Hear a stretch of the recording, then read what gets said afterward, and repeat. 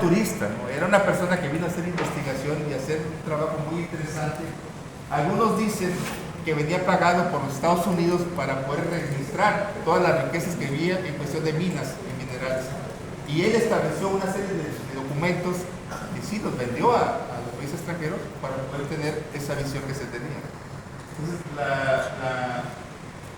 el interés de Estados Unidos por apoderarse de México no es nada nuevo. Esa es otra imagen ya de México independiente, ya trabajando con los colegios de ingenieros de México, donde vemos la traza que se tiene en la ciudad, y les decía yo, lo que es la plaza principal, la plaza abierta al mar, con las calles que establece cuando son en lugares cálidos, tienen que ser amplias para que pueda entrar el aire, ¿no? Principalmente. El tema también son, por la conformación que tiene Acapulco la bahía, se asienta mucho el agua y se estanca, entonces había muchas lagunas o muchos esteros. ¿Sí? Está donde ahora conocemos el mercado del Parazán. Era una laguna, un estero, que estaba rodeado de vegetación se llamaba petaquita o petaquillas. ¿Sí? De ahí el nombre de ese espacio. Y en esa vegetación, en ese tipo de arbustos, anidaba un ave que se llamaba dominguillo, o se llama dominguillo.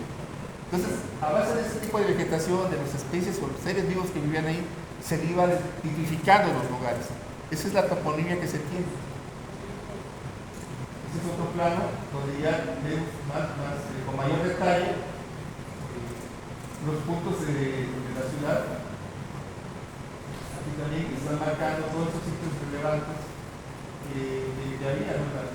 Y este es uno también interesante donde muestra que teníamos alrededor de 18 baterías distribuidas a lo largo de la bahía. Por eso no fue necesario nunca por llegar a la ciudad. La isla de la Roqueja contaba con unas baterías, lo que era Punta Diamante, lo que era Punta Guijarrón, tenían también ese tipo de fortificaciones. Y ese es un plano ya mucho más actual, de 1989, donde sí aparecen los nombres de los primeros barrios que se establecen en la zona. El barrio de la Guinea, el barrio de Santa Rosa de Lima, que es el barrio de la Lima, el barrio de la Candelaria, el barrio de aquellos establecimientos. ¿Y eso por qué lo comentamos? Porque originalmente, hasta 1930, había en Acapulco 16 barrios conocidos como barrios tradicionales. Ahora se habla de barrios históricos y se habla de 38. El término barrio histórico fue asignado por un periodista en 1883, cuando le presentó un informe al almirante Argudín que tenía interés por rescatar lo que era el Acapulco tradicional. Entonces tenemos un problema ahora que estamos gestionando lo que es la declaración del centro histórico, porque no tenemos todavía el centro, ni porque tenemos el argumento de cómo se define o se caracteriza un barrio histórico de la ciudad.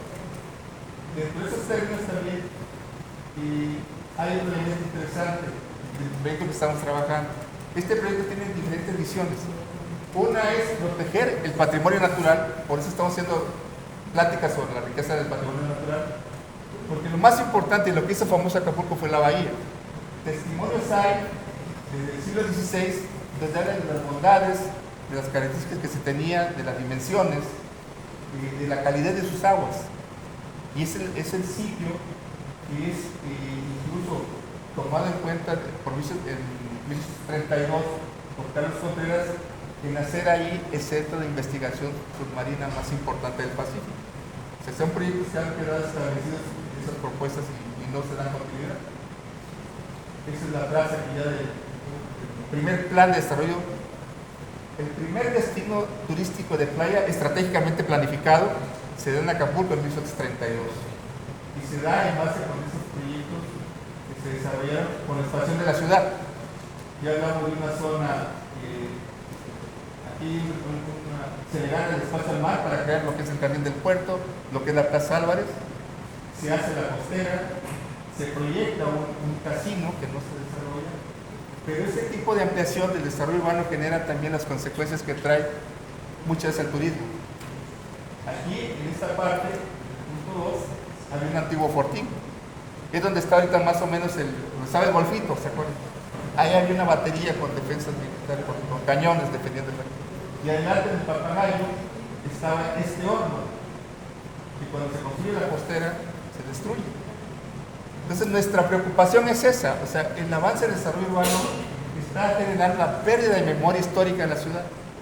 Por eso es importante retomar toda la cartografía, rehacer lo que hicieron los exploradores y empezar a inventariar, a catalogar aquello que era importante o que es característico de la ciudad. ¿Qué es lo que lo hace famoso? ¿Qué es lo que le hace relevante de esa ciudad?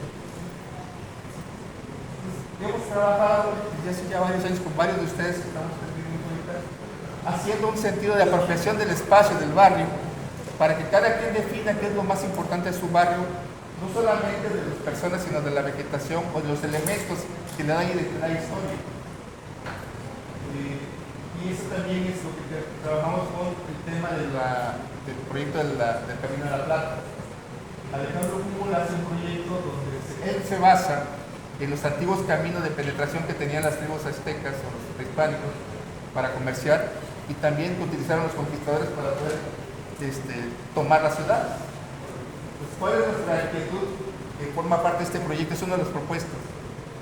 En 2010, el Camino de Tierra Adentro, el Camino de la Plata, fue declarado como Patrimonio Mundial de la Humanidad, Patrimonio Universal de la Humanidad. El argumento fue que gracias a la búsqueda de las minas se establecieron los pueblos y se generó una población en todo Norteamérica. O sea, la parte del norte de México se fundó con tlaxcaltecas, con europeos que iban en busca de los placeres del oro y de la plata, y generó ese desarrollo y ese intercambio cultural que llevó hasta Santa Fe, Nuevo México. Entonces, si el argumento es que a través de este camino, que es de la plata, porque circulaba plata, se declaró como patrimonio de la humanidad, ¿por qué no se declara Acapulco, el Camino de México a Acapulco, o de México a Veracruz? Porque de ese camino se traía primero la plata de Tasco, se llegaba para pagar el sitiado de Filipinas. España en el siglo XVI era prácticamente dueña de la tercera cuarta parte del mundo. Le decían a la Gran España que sus terrenos no alcanzaban a ver la vista de la noche porque siempre había sol. Si partías desde Europa, llegabas a América, llegabas a Asia y siempre había sol. O sea, en el territorio español no se ponía la noche. Y la plata era necesaria, ¿por qué? Porque España, en Europa, al rey no le convenía o le salía muy costoso poder mantener la colonia de Filipinas. La colonia de Filipinas se mantiene por la colonia de la Nueva España. De aquí de Nueva España sí iba no solamente la plata, sino que iban los religiosos, iban los albañiles, iban los soldados, para poder poblar y tener control de las Filipinas. Por eso el intercambio que tenemos con Asia es muy importante, es muy cercano. Recordemos que las Filipinas, que son más de 13,000 islas, durante 300 años hablaron español, era su lengua, bueno, aparte de los tagalos y todos los idiomas maternos, era la lengua oficial. ¿Sí? Y Filipinas se reconoce, hay una identidad con Acapulco. Entonces, uno de los proyectos es ese, ¿no? Si este camino de 12,000 kilómetros es importante porque generó un intercambio cultural, ¿por qué no declarar o por qué no jalar hasta Acapulco? Ese es el proyecto de la misión, el camino de tierra adentro, y el otro es el camino del itinerario cultural. Y lo que buscamos con la incorporación de Acapulco como parte de la ruta del Camino de la Plata es vincular 8 municipios que tenemos casi prácticamente la tercera parte de la población se beneficiaría con ese proyecto, porque ahí tenemos en ese antiguo camino real iglesias, mesones, haciendas, pero también hay arte sacro, hay pinturas, hay objetos religiosos, pero lo más importante que aún perdura, hay costumbres y tradiciones. Hay forma de vestir, forma de comer, forma de alimentarse, forma de jugar, que todavía permanecen, dadas las influencias que se tuvo por parte de ese intercambio comercial. Entonces, esa es la primera dirección que buscamos. Y el otro es el itinerario cultural como tal. Los itinerarios culturales, imagínense, ¿qué estamos hablando?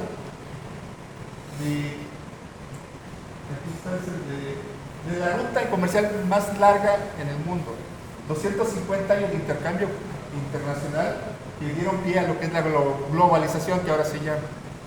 Es un recorrido que se hace no solamente de Acapulco hacia Filipinas, sino que de Filipinas a Acapulco de Acapulco a la Ciudad de México hacia el norte, o hacia Veracruz, y de Veracruz hacia España. Estamos hablando de un camino de 24,000 kilómetros aproximadamente.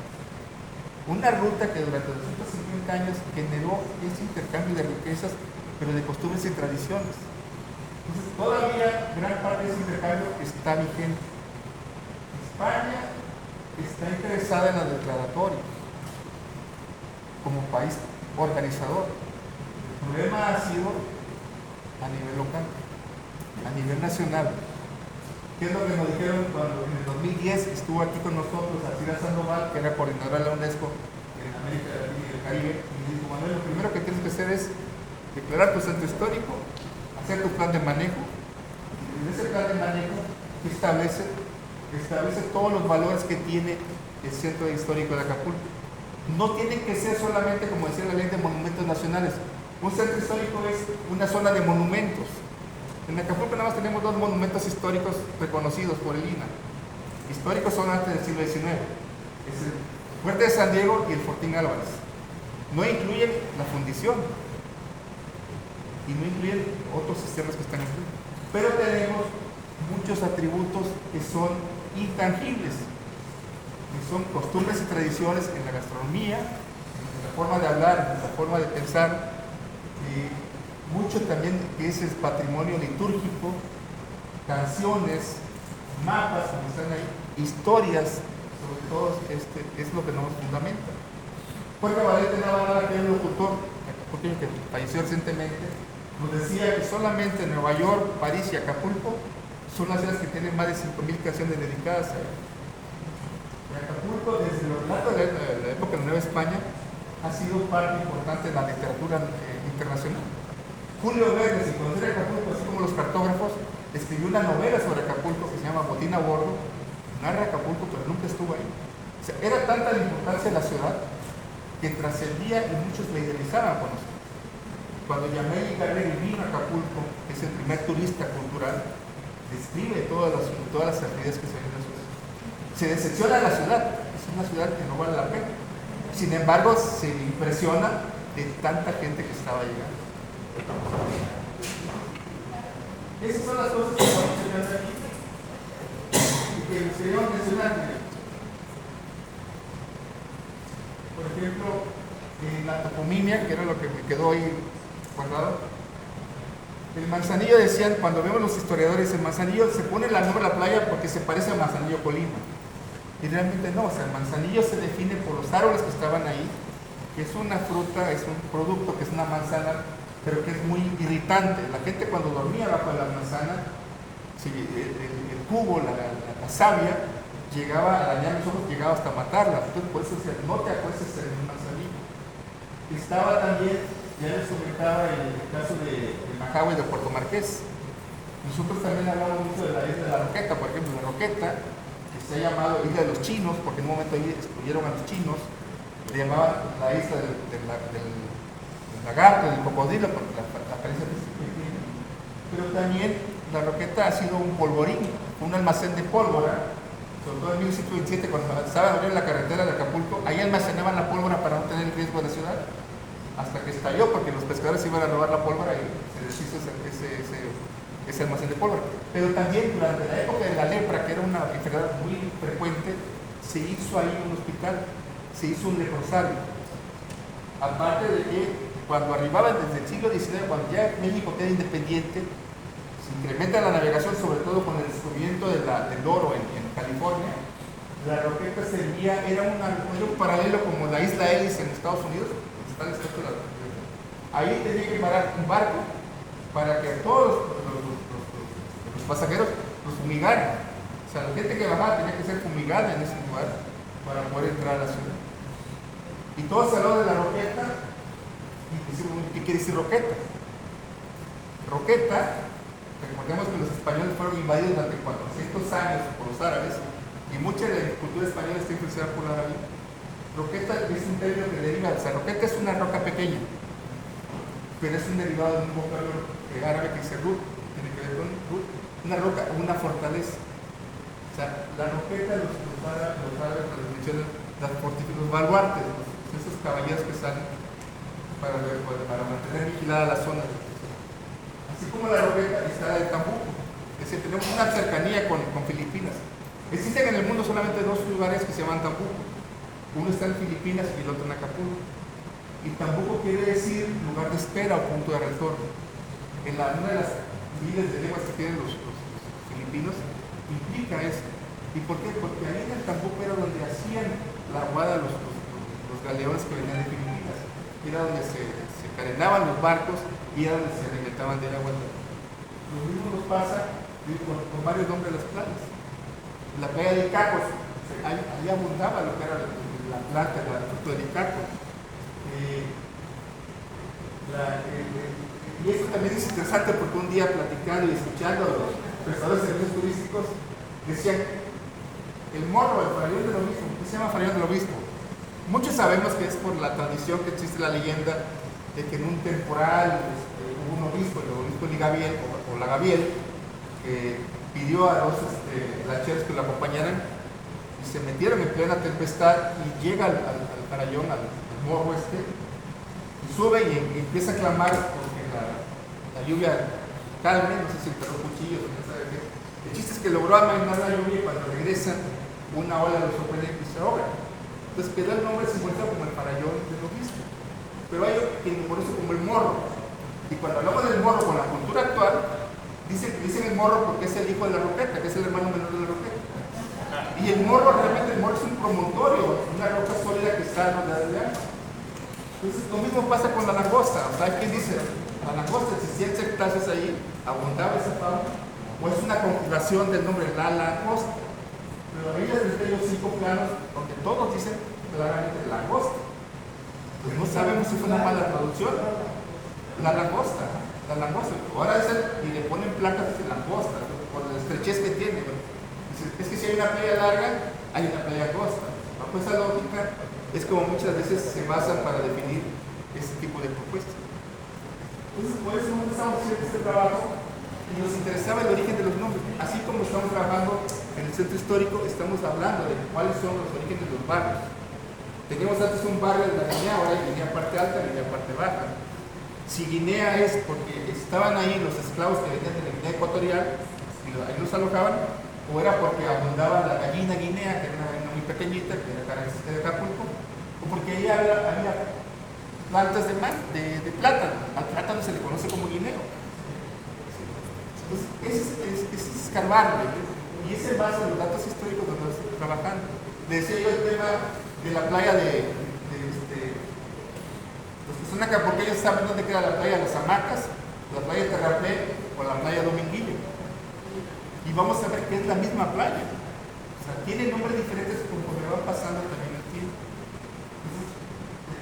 Existen planos que hacen esa referencia. La playa de Órnigo existió el horno y ya desapareció. Hubo una crítica cuando se hizo esa modificación de los nombres en el 46, cuando llega Miguel Alemán y hace el proyecto de la costera Miguel Alemán. No él, pero hubo gente que siempre quiere quedar bien con él. Y lo que antes era el camino del morro, que era de aquí del centro hacia el morro del Farallón, o del camino del Galeón, que era el camino de aquí del centro a Caleta, se le cambia por Avenida Costera Miguel Alemán. Y se le empieza también a cambiar los nombres de las playas por clavelitos, por tulipanes, por tamarindos, el pájaro azul o el zombie. Entonces son momentos que luego tienen una confusión. Entonces la idea es, van a trabajar sobre la reactivación de Acapulco, pues partamos del origen, que digan, aquí se llamaba esta playa, si era, playa Carabalí era qué, porque había presencia de africanos allí, o por qué, porque a alguien se le ocurrió poner un restaurante con esa modalidad. Entonces, miren, eso es lo que comentamos, es lo que hemos tratado de hacerle llegar a la gente, a las autoridades federales que están trabajando.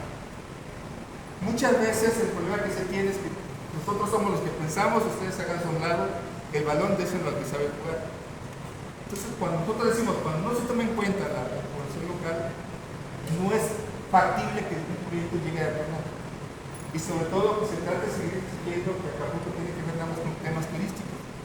Cuando, de los bienes culturales que existen, Acapulco es de las pocas ciudades en el mundo que tiene patrimonio arqueológico, patrimonio histórico, patrimonio, digamos, colonial y patrimonio moderno. O sea, tenemos murales que la gente no ve, tenemos costumbres y tradiciones que tampoco los percibes. El problema es la falta de la puesta en valor. Entonces, nosotros estamos trabajando con el tema de nadie quiere lo que no conoce ni defiende lo que no ama. Entonces, la idea es empezar a trabajar otra vez retomar a que la gente empiece a tener ese cariño por el lugar. Y lo hemos hecho en la vida trabajamos y lo primero que dijimos a la gente, sabemos que es un barrio reciente, técnicamente es un barrio reciente que surge en el 61, 62, como muchos barrios en el país, con Acapulco, producto de las invasiones. Acapulco desde los 40, 50, desde el siglo pasado no ha tenido reserva territorial. La gente se asienta donde puede, donde quede más cercano a la casa, al trabajo. Y se va generando este tipo de temas. Entonces, ese tipo nuevo de colonización es lo que hemos tratado de destacar. De esta gente que llegó aquí proveniente de varios lugares del país, del estado, pero que aquí hizo su hogar, su identidad, hizo como dice Chabela Vargas, el acapulqueño nace donde quiere, ¿no? O sea, no es foco. A mí me han dicho muchas veces, acapulqueño es la gente que hace algo por Acapulco, no el que nace en Acapulco. Hay muchos acapulqueños postizos que han hecho mucho por la ciudad y que nos obligan y nos están tratando de empujar, y tú vales mucho. O sea, después del Otis se destruyó la ciudad, pero el atardecer ahí sigue, la bahía ahí sigue.